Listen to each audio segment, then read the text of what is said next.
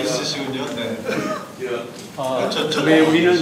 왜 우리는 그렇게 꼭 하늘이 도와야만 뭐 문제를 풀어가는지, 이번에도 장준하 선생님 사건도 역시 그렇지 않았습니까? 우리 스스로 문제를 해결하지 못하고 정권을 2번이나 가졌어도 그 문제를 해결하지 못하고 결국은 하늘이 비를 내려서 그걸 해결할 수 있었다고 하는 것은 우리에게 문제가 있다, 그렇게 생각이 됩니다. 우리에게 문제가 있다. 우리가 과거 민주화운동을 했어도 다시 되돌아가고 하는 것들을 보면서 좌절하지는 않습니다. 그러나 우리가 분명히 뭔가 처음부터 다시 출발해야 되는 거 아니냐고 하는 생각이 간절하게 듭니다. 왜 우리는 충성만 강조하고 있지 정의라고 하는 것은 왜 이렇게 가벼운지, 그리고 그 가벼운 그 틈바구니에서 호의호식하는 저 사람들 어떻게 대책을 강구해야 되겠느냐, 저는 이런 생각이 듭니다. 우리 대책위 만들어서 하고 싸우고 뭐 화염병이 맞고 하는 것들은 이제 좀 지치지 않았겠느냐, 그리고 그 방법이 뭐 부러진 화살에서 이미 끝나지 않았느냐, 그렇다면 그 부러진 화살의 문제를 풀어나가기 위한 지혜를 모으자고 좀 전에 말씀하셨는데, 이런 방법도 좋을 거라고 생각합니다. 오늘 여기 남아서 그 문제가 되는 의혹이 있는 사람들, 진실을 얘기하지 못한 사람들, 구체적인 사람을 거명해서 여기서 고소장 써서 제출합시다. 그리고 이 고소장에 서명하고 전국적으로 100개, 200개, 수천 통의 고소장이 계속해서, 그리고 앞으로 터지는 문제들에 있어서 이렇게 법리적으로 우리가 해결해 나가요. 물론 거기서 질 것입니다. 그러나 그 숫자라고 하는 것은 우리가 화염병 맞는 것보다 훨씬 더 쉬운 방법으로 쟁취할 수 있을 것이다. 그리고 우리의 진실이나 우리 정의만 가지고 말고 우리가 잘 알고 있는 셀턴 같은 사람들도 좀 동원해서 우리나라 정의 문제 다시 공부했으면 좋겠습니다. 아무튼 투쟁을 부탁드립니다. 하겠습니다. 다시 토론 잠깐 계시고요. 질문과 토론을 위해서는 좀 더 효과적으로 하겠습니다. 먼저 말씀하시기 전에 이렇게 지금 말씀하셨죠. 질문 하나 드리겠습니다. 그 당시에 등산복이나 신발에 묻은 흙 같은 문제들, 또는 낙엽 같은 거, 또는 어떻게 풀 같은 거, 이런 것들을 의혹을 가지고 조사해 본 적은 없습니까?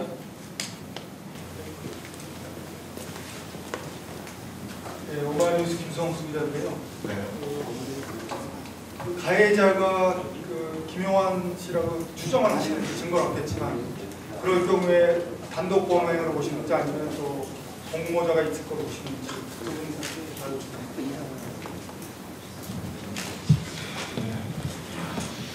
두 번째 질문이시고요. 사실과 관련해서 질문이 나오고 계시고요. 네. 혹시 또 다른 분들, 네, 중간에서. 네, 윤유사 진상조사위원회가 조사 기간 만료로 이제 조사를 마치면서 제가 알기로 주명 불능이라고 마지막 최후 결론을 낸 걸로 알고 있는데요. 제가 이제 생각했을 때는 주명 불능이라는 것보다는 그래도 조사된 그런 결과들이 있기 때문에 말씀하셨던 김용환 씨의 범행이나 아니면 어느 기관의 범행으로 추정 아니면 추정 가능, 이런 걸로 충분히 결론을 낼 수 있지 않았을까라는 생각이 들기도 하는데, 그런 어떤 조금 더 우리가 갖고 있는 의혹에 대해서 의혹과 좀 더 가까운 결론이 아닌, 어떻게 보면은 능력의 한계, 말씀하신 조사권, 조사권이라는 한계에 머물러서 불능이라고 내렸던 그 현재 그 당시의 어떤 고민이 무엇이었고, 혹시 그 과정 속에서 국민의 정부나 참여정부 내에서 청와대의 권력은 바뀌었지만 정보기관이나 여러 기무사나 권력은 바뀌지 않았기 때문에 조사에 한계가 있었다고 하지만, 오히려 반면에 국민의 정부나 참여정부에서 아까 말씀하신 사선의 의원이나 이런 사람들처럼 혹시 우리 안에 또 다른 어떤 적들이 있었는지, 그런 부분에 대해서 좀 디테일하게 말씀해 주셨으면 좋겠습니다. 네. 혹시 또 다른 분들 계신가요? 네, 김용실 목사님.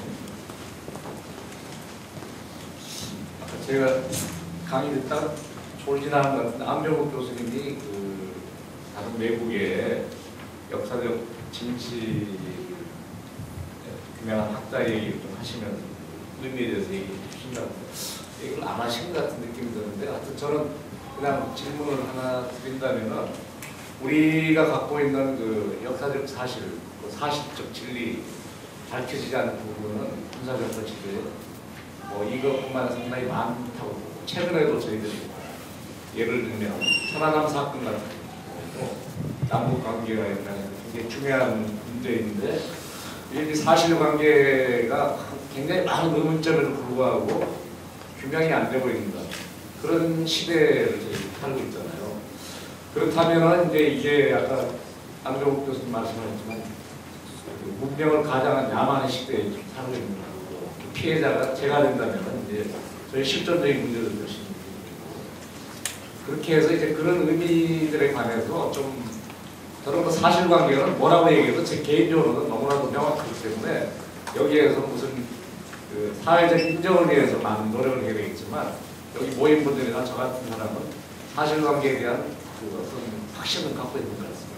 그렇다면 그 의미에 관해서 좀 더 좀 깊이 있게 생각을 하고 우리 사회가 또 어떤 식으로 이 문제를 고민해야 될지에 대해서 아까 안병욱 교수님처럼 말씀 안 하신 것 같아서 그 얘기 좀 해주시고 고상만 선생님도 제가 이제 기사를 내고 봤더니 그 비슷한 소감을 많이 피력하셨는데 또 여기 저 아까 인사 못하신 이해영 목사님도 글 하나 쓰셨잖아요. 이해영 목사님도 좀 말씀해 주시고 이해동 목사님께서는 혹시 은민사 진상 규명하시면서 그런 거 경험해 보실 거 없는지 이렇게 좀 그런 의미를 많이 좀 가슴에 안고 가는 게 굉장히 오늘 중요한 의미가 있습니다. 네, 윤 목사님. 저는 그 질문보다는 우리 이 모임이 이제 SC 정의평화위원회에서 주관하고 이제 두 기관에 후원하는데 사전 모임에서는 오늘 자리가 진상에 대한 얘기뿐만 아니라 우리 교회나 기독교인들이 좀 앞으로 어떻게 했으면 좋겠느냐. 아까 고 선생님은 동정민 대책위로 같이 모이자는 좋은 제안도 하셨는데 그래서 우리 교회와 기독교인들이 할 수 있는 질문과 더불어서 좀 우리가 해야 될 좋은 안들이 있으면은 제안도 하는 자리 그래서 같이 의견을 좀 모으는 자리가 됐으면 좋겠다는 생각입니다. 네. 질문도 제안도 좋지 않겠다는 말씀입니다. 혹시 더 질문이 없으시면 먼저 나온 정도 사실관계, 김용환 씨 관계, 그 다음에 몇 가지 보고를 그 결과를 그렇게 마감하면서 활동을 마감할 수밖에 없었느냐 문제 등등 얘기 나오셨는데 두 분 중에 주인이 먼저 한 교수님 먼저 하신 말씀 많이 주신 건 저거 또 있으신가요 특별히? 예, 안 보이셨죠? 네. 짧게 좀 드리겠습니다. 저는 기장에 소속된 이재삼 목사입니다. 네. 아까 고상만 선생님께서 일관되게 사실인 것은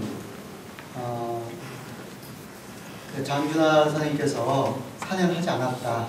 그 부분은 사실로 지금 조사를 하셨다고 했는데 만약에 그렇다면 그것을 오히려 부각을 시켜서 좀 언론에도 나오고 그 부분이 부각이 된다면 오히려 타살의 가능성이 훨씬 더 그 사건 하나로만 봐도 타살의 가능성이 훨씬 더 높을 텐데 보면은 그 SBS에서 방송한 프로에도 그렇고 어떻게 떨어졌는지 그래서 두 분이 어떻게 항문이 되는지 이런 정도만 계속 나오더라고요. 그래서 아예 사냥을 하지 않았다면 오히려 타살의 근거가 확실할 텐데 어떻게 이것을 좀 더 부각시킬 수 있는 방법이 없는지 그걸 좀 말씀해 주시면 고맙겠습니다. 네. 예, 더 이상 없으시면은 안 교수님 말씀을 먼저 듣겠습니다. 순서량 없이 한꺼번에 말씀을 드리겠습니다.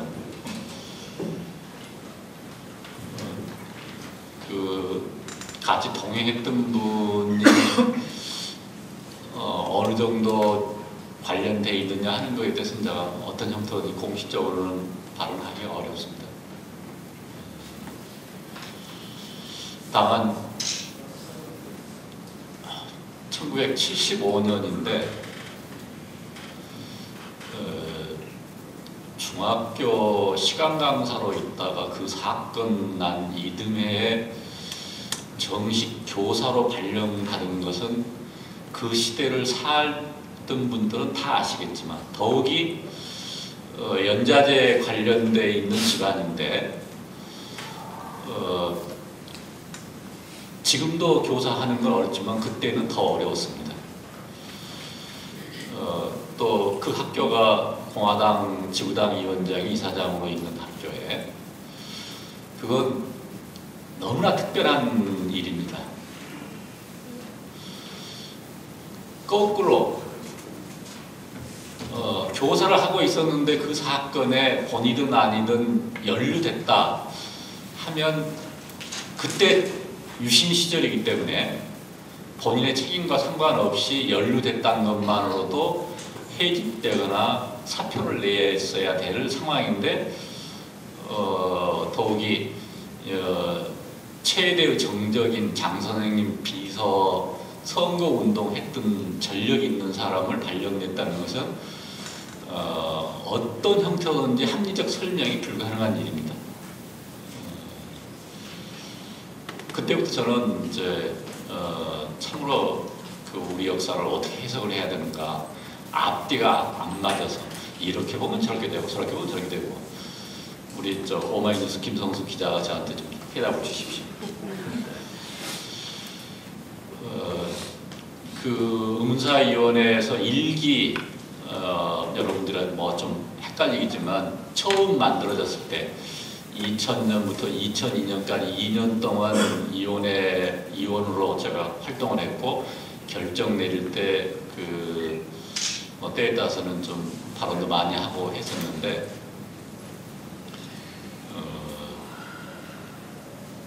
가령 장 선생 개인에게 뭔가를 저희들이 혜택을 드린다 한 것 같으면 뭐 얼마든지 좀 융통성을 부릴 수 있지만 진실 규명을 하는데 결정적인 근거가 없이 논리적 설명이 없이 진실 규명하는 것은 그때나 지금이나 제 생각은 마찬가지입니다. 그리고 그 과정 속에 외부로부터의 어떠한 형태든 저희들이 휘둘리는 압력을 받은 바가 없습니다. 다만 아까 말씀드렸던 것처럼 보수 세력, 보수 언론의 터무니없는 공격은 많이 받았지만 그것 때문에 결정을 뭐 영향을 입었다 할지 하는 건 전혀 없습니다. 그러니까 그 점에 있어서 혹시 무슨 그 내부에 용기가 부족했다 할지 아니면 혹은 보수적 어떤 생각 속에서 오늘날의 대부분 결정을 많이 하고 있는 수많은 위원회들 것처럼 자기 양심에 어긋나는 그 행동을 강요받은 적은 전혀 없습니다. 지금도 마찬가지입니다. 그 점에 있어서는. 그리고 아까 그 외국 학자 말씀을 제가 드렸는데요.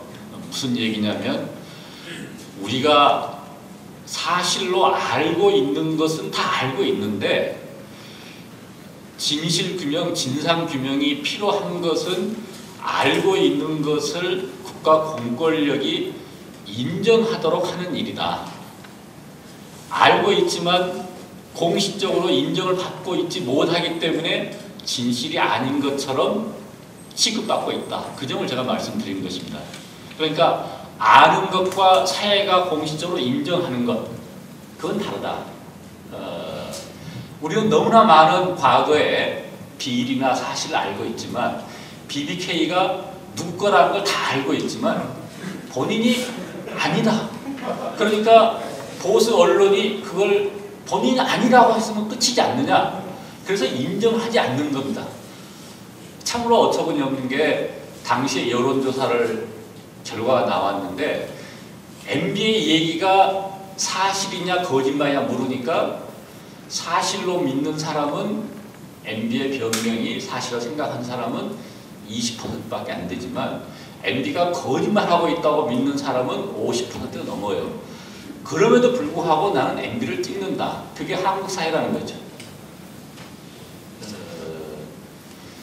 그 여러 가지 우리가 해야 할 일이 많지만 진실이 진실로서 대접을 받지 못하는 것, 진실임에도 뻔히 알면서도 필요에 따라서 얼마든지 거짓말을 하는 것, 진실보다는 거짓말이 더 힘이 센 사회, 그게 야만 사회라고 제가 말씀드린 겁니다. 다른 게 야만이 아니고 지금도 뭐가 사회적 논란되고 있는 거 우리 다 알잖아요. 뭐가 진실인지. 그렇지만 조선일보에 어떻게 쓰냐에 따라서 그 진실이 사회적 취급받는 게 전혀 달라지는 거죠. 성경 말씀에는 성경 말씀이 아마 진실의 기준일 텐데요. 현재 한국 사회는 조선일보가 어떻게 평가하느냐에 판단이 달라진 겁니다. 모든 일이. 그 에피소드 하나만 제가 뭐 별것도 아니고요. 1990년쯤으로 제 기억이 되는데 어느 날 갑자기 남해안에서 이순신 장군이 임진왜란 때 쓰던 대포라고 해서 천자총통을 발견했다고 신문에 아주 일면 포부로 난 적이 있습니다. 기억나시죠? 네. 그래서 그게 사계 권위자들, 문화재 위원들이 모여서 바로 국보로 지정을 했어요. 다 아실 겁니다. 그때 저는 이건 가짜다. 그 점에 있어서 제가 선언적인 판단력이 있어요. 뭐든 저한테 물어보세요. 제가 공개적으로 얘기하지 않지만 저 남산에서 자리를 깔아도 괜찮을 정도의 판단력을 가지고 있어요. 시간 지나고 나서 틀려본 적이 없어요. 제가. 그때 국보로 지정된 거 저는 가짜라고 그랬어요. 그렇지만 이미 국보가 지정되는데 어떻게 합니까? 아마 영원히 박물관에 국보 메토로 아마 천자총통이 됐을 텐데 아까 말씀하신 하늘의 뜻이 있었는지 그 세 사람이 국보로 지정하고 포상금 받아서 그걸 가지고 서로 분배하다가 싸움이 일어났어요. 결국 그래서 한 사람이 폭로해서 진실이 밝혀지고 국보가 취소됐어요. 천하람도 저는 될 때까지 기다리고 있습니다. 제가. 장 선생님 사건은 현장에 2명만 있어도 이제 쉽게 아마 드러났을 텐데 모르겠어요. 세상이 더 바뀌어져서 예를 들면 조선시대에서 대한민국으로 바뀐 정도에 바뀌게 되면 아마 보안사, 기무사, 정보부, 지금 국정원 거기에 있는 것들이 이제 아무 지금 살아있는 누구하고도 관련되지 않아서 문서고가 마치 우리가 조선시대 실록을 마음대로 볼 수 있는 것처럼 조선시대 실록은 임금도 못 봤어요. 지금은 인터넷 검색하면 다 나와요. 그렇게 되면 아마 진실이 이제 드러나겠지만 그때는 너무 늦죠. 너무 늦는 게 사실은 억울하고 한탄스러운 일인데 어쨌든 저는 어쩌다 보니까 이 고약한 과거사 문문에 계속 끌려다니면서 꿈자리가 뒤숭숭할 정도로 시달리고 있습니다만 하나도 도움드린 게 없어서 저만 힘들었을 뿐이지 실제로 도움은 못 드려서 죄송합니다. 네, 고 선생님 말씀 듣도록 하겠습니다. 제가 드리는 말씀, 가해자 단독범행, 김용환 씨의 단독범행이냐 물으셨잖아요. 참고적으로 지금까지 제가 드렸던 모든 말씀은 제 추측이나 추론에 의해서 드린 말씀이 하나도 없습니다.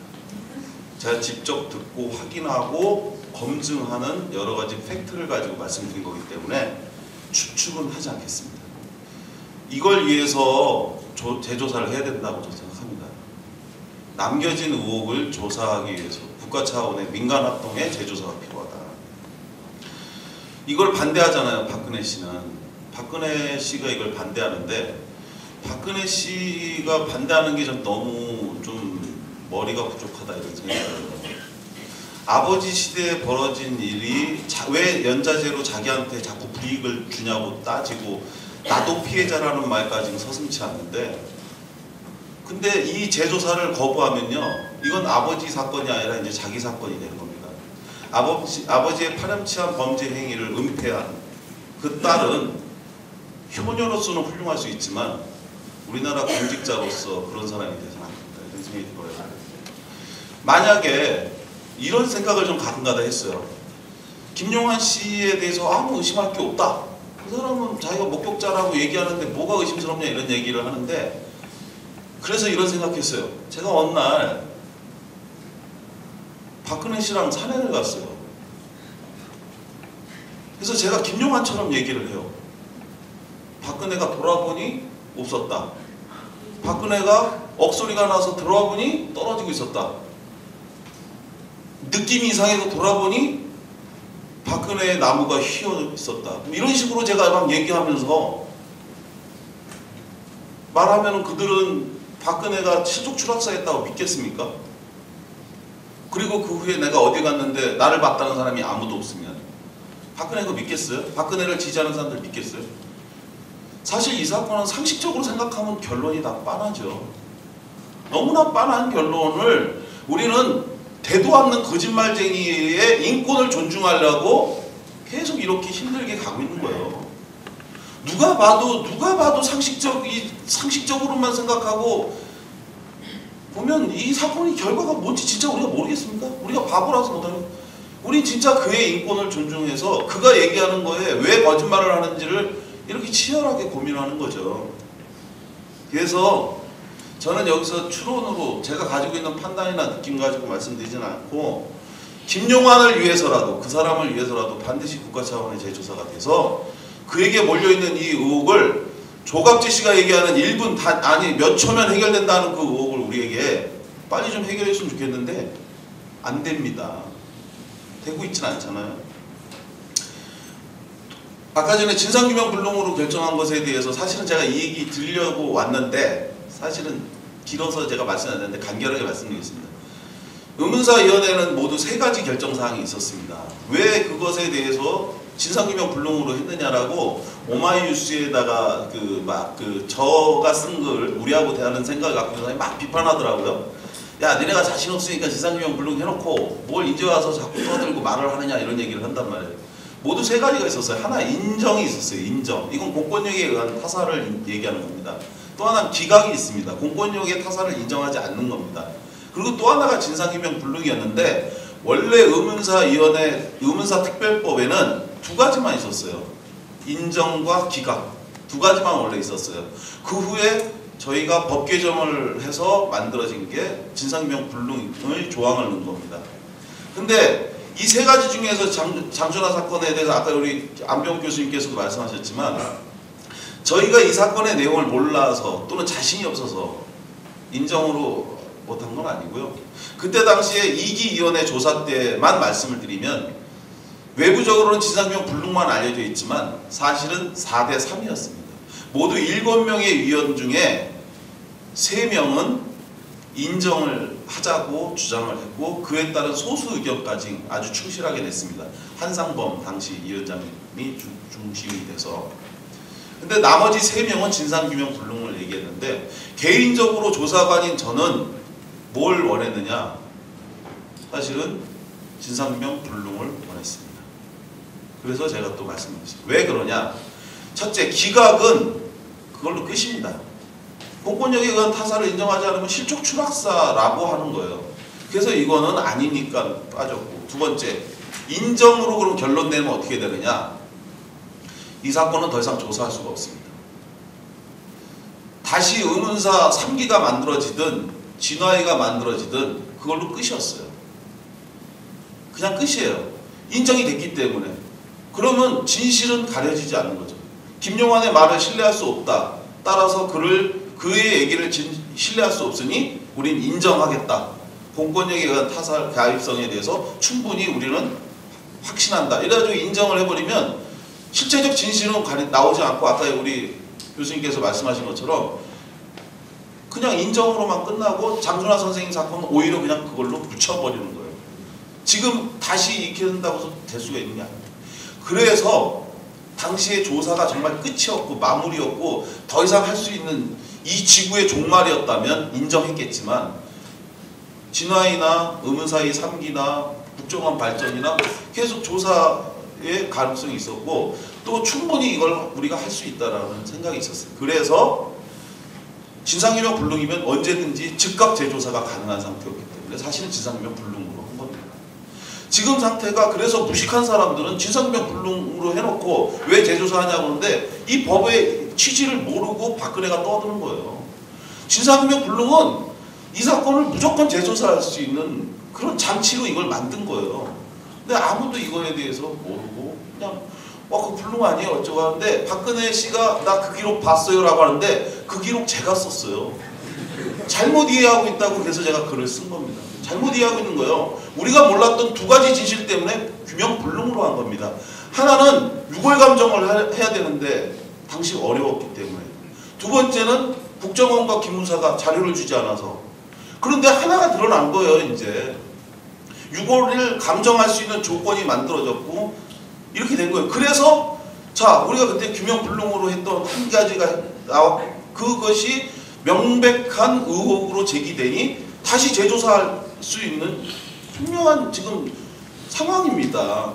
그러니 하자고 하는데 이거를 다 끝나는 걸로 알고 뭐 그 기록 저도 봤어요. 그 기록 쓴 사람이 다시 해야 된다는데 왜 이거를 다 같은 사람이 그런 얘기하는지 모르겠어요. 그래서 제가 드리고 싶은 말씀은 장준하 선생님 사건과 관련해서 우리가 진상규명 불능한 건 자신이 없어서가 아니라 자신이 있기 때문에 끝장 보자.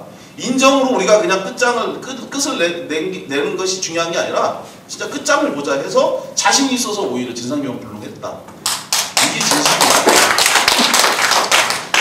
네, 이상으로 마치겠습니다. 민주화됐다고 그러고 국민의 정부와 참여정부 시절 거치면서 우리들은 많은 문제를 국회로 또 법과 제도, 형식과 절차에서 해결해보려고 했었습니다. 들으신 대로 한의에도 있었고 안타까운 문제, 비진의 문제도 있고요. 한국전쟁 전인 1949년 12월 24일 성탄절 전에 경북 문경의 한 마을 속달촌에서 86명의 민간인들이 군인들에 의해서 학살을 당하는 사건이 있었습니다. 충격적인 사건이었고요.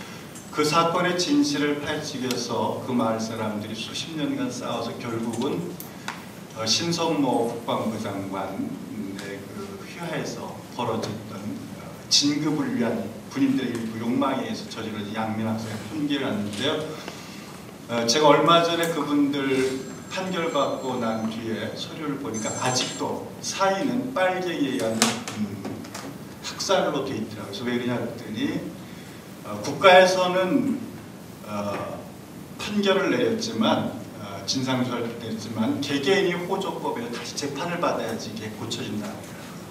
일괄 처리가 안 되는데 노인들이세요. 전부 80대들. 현실이 이렇습니다, 여러분. 법과 제도, 절차, 형식에 의한 것이 우리들에게 어떤 교훈을 주고 있는가를 다시 한번 생각하고, 조금 전에 윤중 목사님께서 이런 상황 속에서 한국 개신교가 무엇을 해야 할 것인가를 고민해야 되겠다라고 말씀을 하셨는데 저희들에게 주어진 시간도 그렇고 조건이 그렇습니다. 다시 또 한 번의 토론 자리를 만들면서 이것을 어떻게 저희들이 더 승화시키고 진척시켜야 할까를 모색하도록 그렇게 했습니다. 이제 이한 목사님, 위원장님 나오셔서 인사 말씀 있으시겠습니다.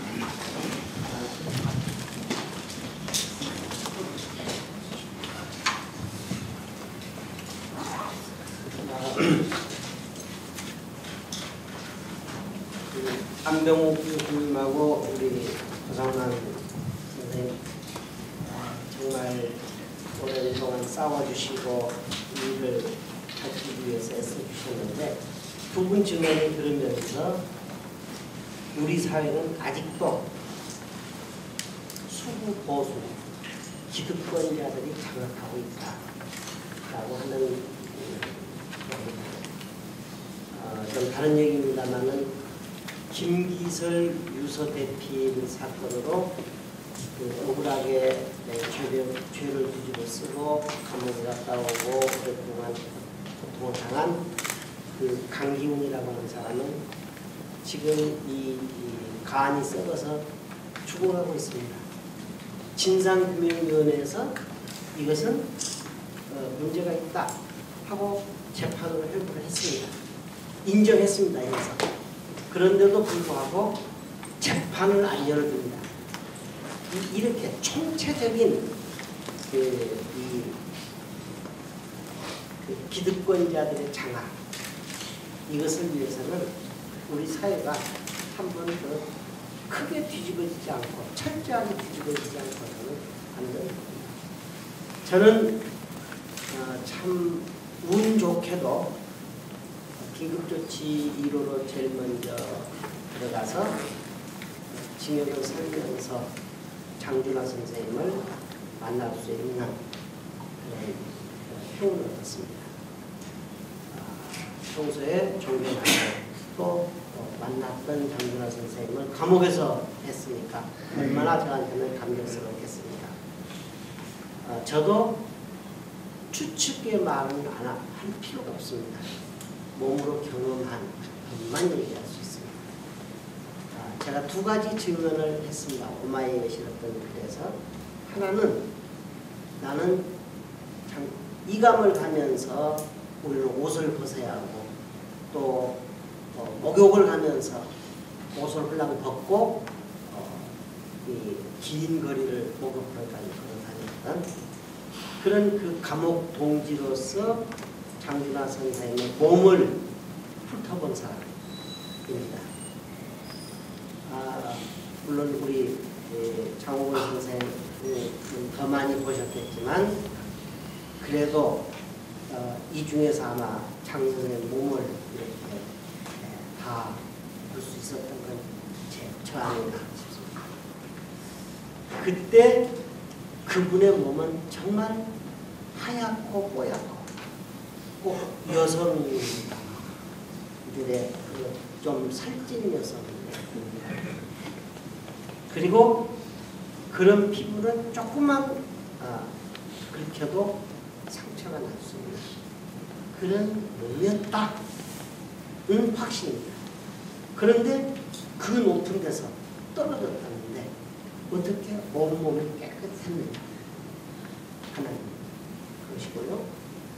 두 번째는 제가 장준하 선생님하고 그래도 가장 얘기를 많이 한 사람 중에 하나입니다. 제가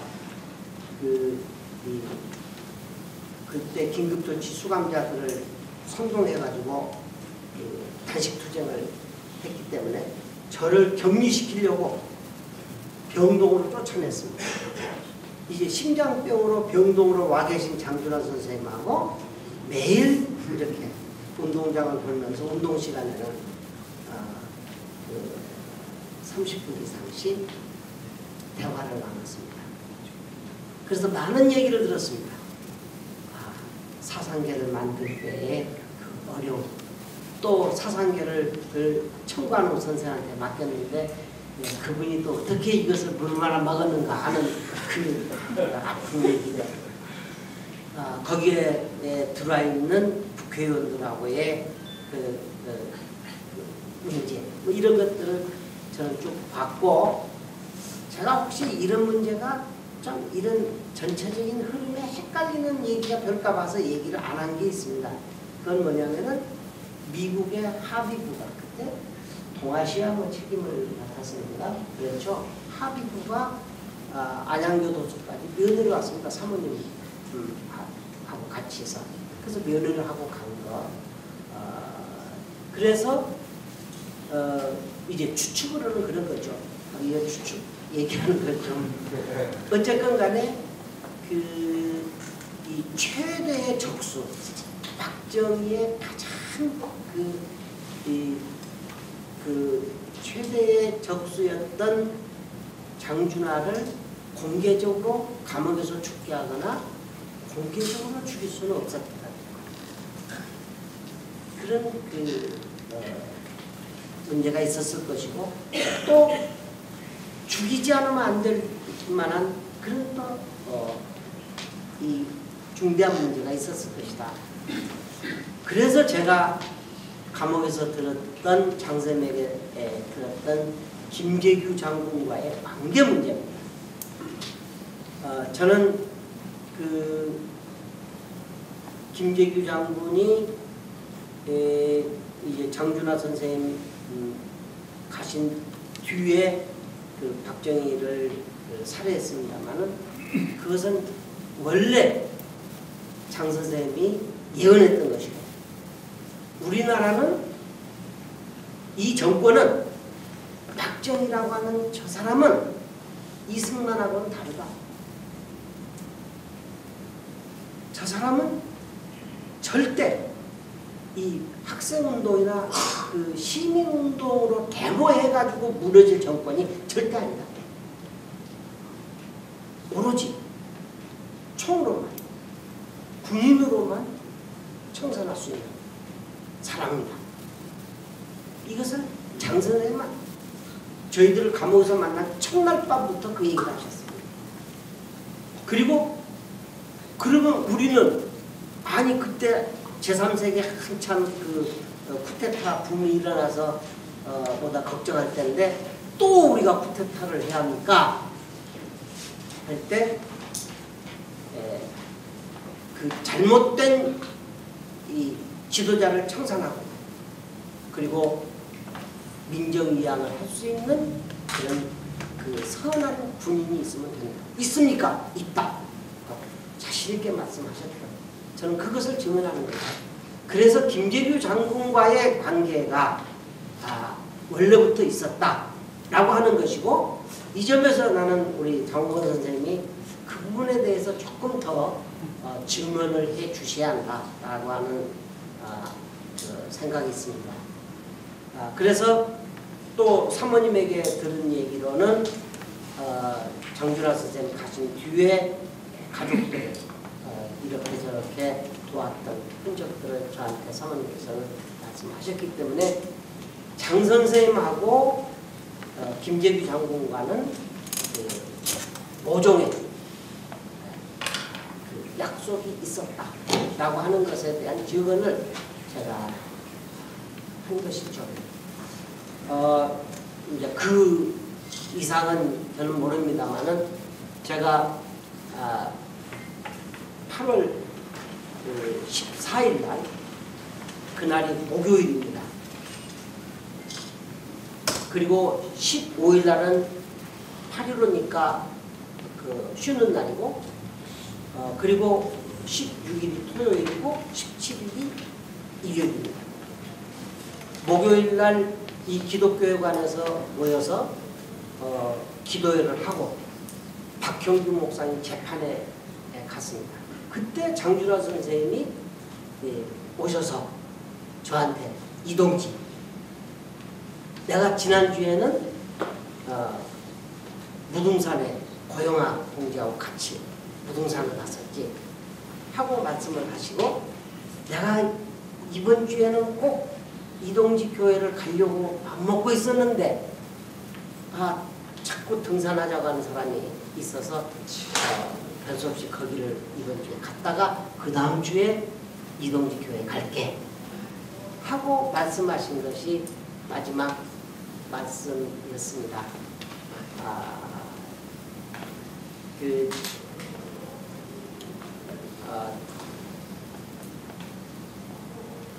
참 장 선생님 사시는 삶의 역사였고, 그리고 이 비운의 역사를 회복하기 위해서 그 발도 크십니다. 그 큰 두꺼비 같은 발로 6,000리 길을 걸어서 그 탈출을 하시고 그 돌베개 행진이 다시 오늘 이제 죽음으로 부활하신 것은 큰 뜻이 있다. 저는 그렇게 생각합니다. 그래서 생전의 최대의 적수였던 두 분이 2012년 또 한 번 우리 역사를 전환시키는 큰 가름을 할 수 있는 이때 우리 선생님이 부활하신 것은 우리에게 무엇인가 용기를 주시는 일이고, 그리고 이걸 통해서 우리가 분연히 일어난 역사를 창조하는 그런 흐름을 만들려고 하는 그런 지시 같아서 저는 참 이 일을 경건하게 대하고 싶습니다. 정권 교체해야 합니다. 그리고 정보부까지 다 새롭게 바꿔야 우리가 참으로 정의와 평화와 생명의 흐름을 만들어낼 수 있습니다.